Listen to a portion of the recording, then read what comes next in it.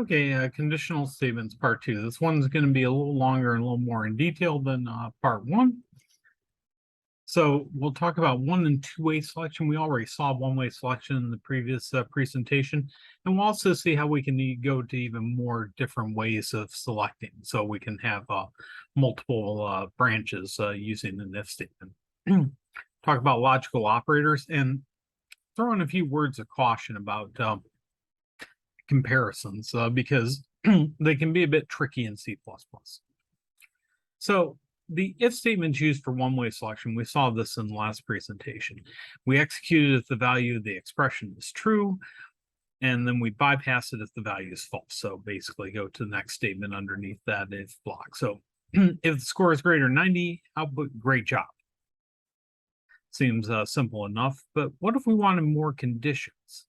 What if we had if score is greater than 90, see out great job, and then see out better luck next time? Well, say you got 95, well, it would output great job and then better luck next time. I guess everybody can use better luck, but we really want the better luck next time to be a condition if you didn't achieve a score greater than 90. So how can we fix this without introducing a new operator? And what we can do is we could do this. We could say if score is greater than 90, output great job. If score is less than or equal to 90, output better luck next time. That would do it, but we could do this even clearer. And we can do that with an else. So this is called two-way selection. So if the expression is true, then the things that are underneath the if statement get executed. Otherwise, the things underneath the else part get executed. So here's the equivalent statement. If score is greater than 90, output great job. Otherwise, or else, output better luck next time. And that works the same way, and it's a bit of a clearer style. So here's the one-way selection up in the top left. We have the expression. If it's true, we do the statement and then proceed to the rest of the program, the green dot at the bottom.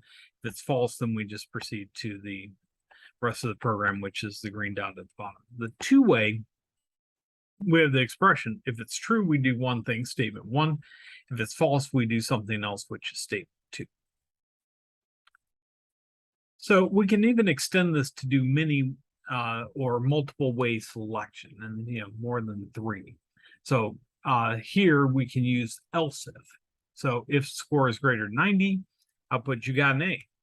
Else if score is greater than 80, output you get a B. Else if score is greater than 70, output you get a C. Or otherwise, we can say, unfortunately, you did not pass, even though I think in the U.S. grading scale, 60 is, pass, but not very good. We definitely want better than that. So the type bool that we introduced way back in chapter 1 has logical values of true and false. Behind the scenes, the identifier true has the value of 1 or pretty much not 0, and the identifier false has the value of 0. It's generally bad to rely on the 1 and 0 and work with the true and false. You can also use logical operators to combine Boolean expressions. So you can have more than one Boolean expression. You can do not. So, if not finished, then finish up. You can do and if not finished and still have time, finish up. And you can do or if finished or if not finished or still have time. Would be an example.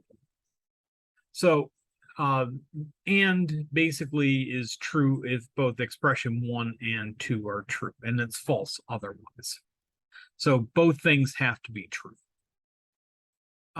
Or is true if either one of them or both are true. And it's a logical or, not the conversational or that we use in English.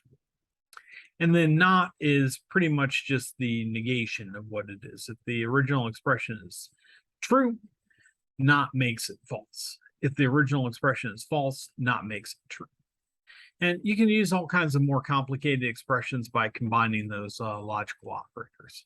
So, for example, score is greater than or equal to 80 and score is less than 90. That would more easily solidify what it means to have a B in the US grading system. Score is not equal to 100 or the score is not equal to 0. That probably means it's, the usual case. So there are also orders to how we evaluate things. Not addition as a unary operator means positive value, and minus as a unary operator. Those are first, then multiplication, division, and modulus, then addition and subtraction with two values.